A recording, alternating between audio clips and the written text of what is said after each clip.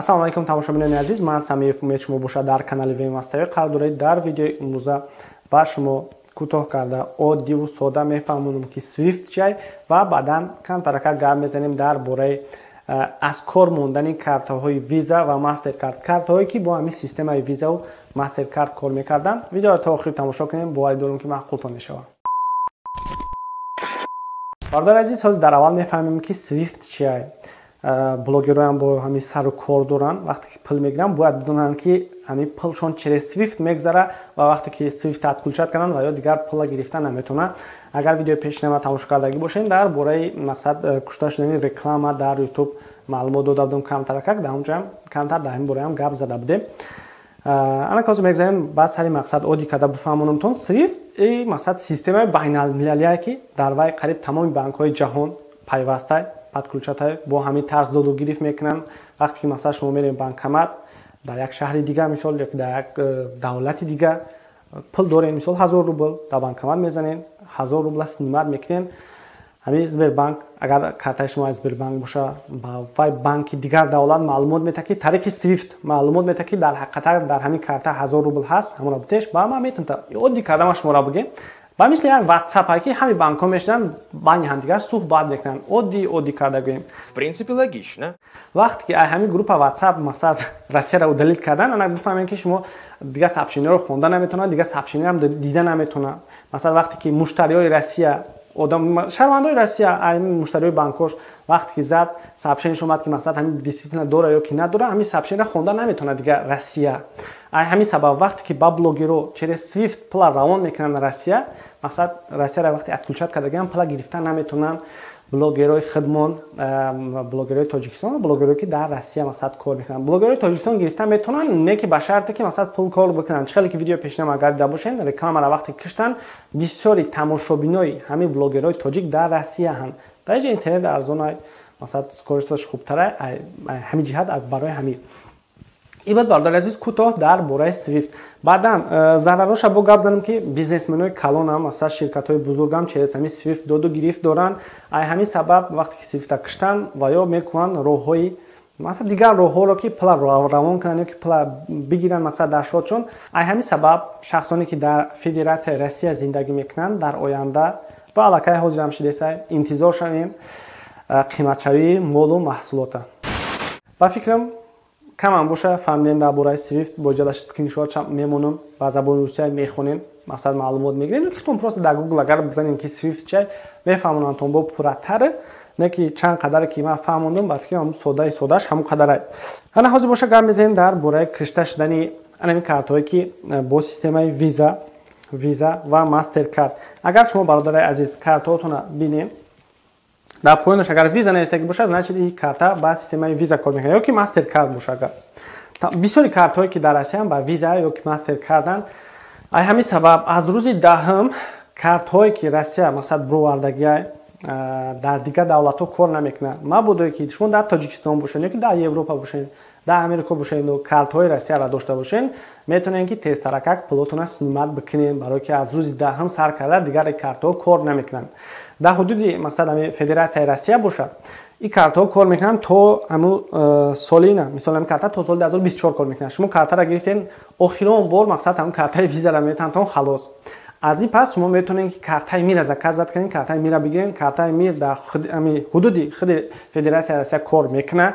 берир назуям ба якчанд давлат метавонед мақсад рафта картатона истифода баред. скриншотша дар инҷа мемонам, аз он ҷумла дар Тоҷикистонам.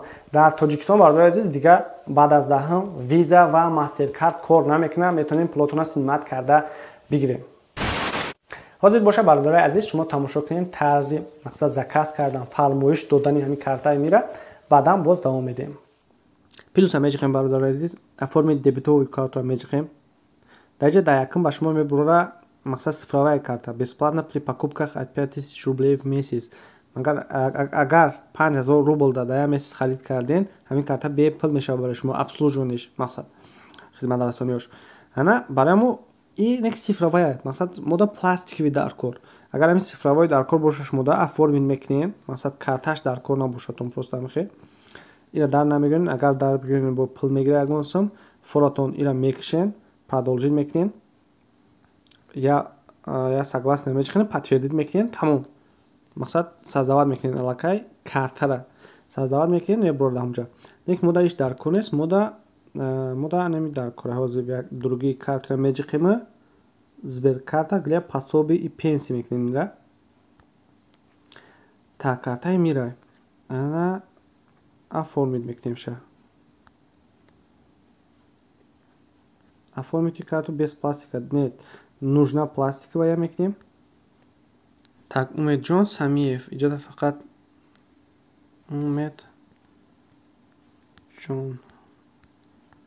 Умедҷон Самиев. Заштат мошенников мода дар кор нест. Продолжить. Так, где и как получить карту? Город. Городтона интихоб мекунем. Ивановская область. Город Иваново. Получить в офисе мекунем. Доставим карту бесплатно. Бесплатно ки боша хуб. То хонатон мақсад меёрем мега. Так, улицаро менависем. Подъезда менависем, дар ҷа квартираро менависем. Комментарий мода дар кор нест. Продолжить мекунем. Ближайший ден доставки среда 27 март соати 10 метавонанд ки биёранд. Продолжить. Сберкарта для пособий. Пластик нужен. Платежная система МИР. Сберкарта для пособий. Рубли. Бесплатно при получении фахмо. Иванова. Я подтверждаю рамеджикен. Я соглашусь. Подтвердить.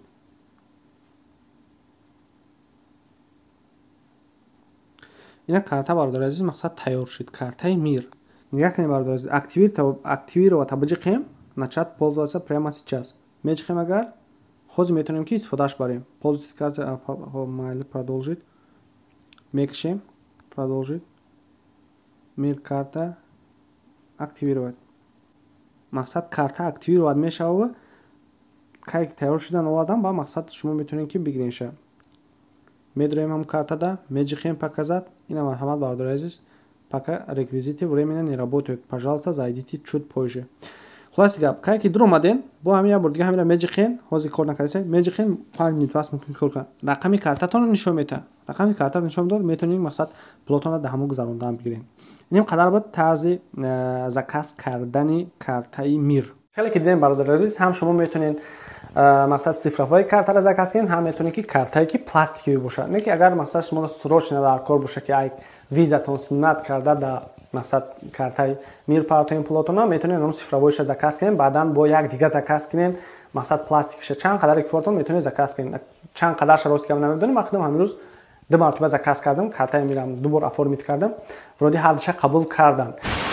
ана баъд бародарои азиз, кадом шиносу хешовандон рафиқо бародарое ки дар дига давлатҳоянд, масалан шиносои шумо метавонед ҳамвора огоҳ бикунед ки пулошона синат кунанд картаи виза ё ки мастеркард, масалан берун аз Тоҷикистон бошанд. Агар чӣ хеле гуфтем, баъд аз 10 март дига ҳамин картҳо аз кор мемонанд. дар ҳамин ҷо боша видеои имзоро ба анҷом мерасонем. Подписаться кунед дар ин канал, обуна шавед дар телеграмон, мумкин ютубам чӣ хеле гуфтем маҳкам кунанд дар видеои пешина. дар ҳамин ҷо боша видеои имзоро ба анҷом мерасонем. Тӯли чанд минут бо шумо будам. Ман Самиев Умед. ба ҳама барои кор дар паноҳи Аллоҳ бошед. Хайр, то боздид.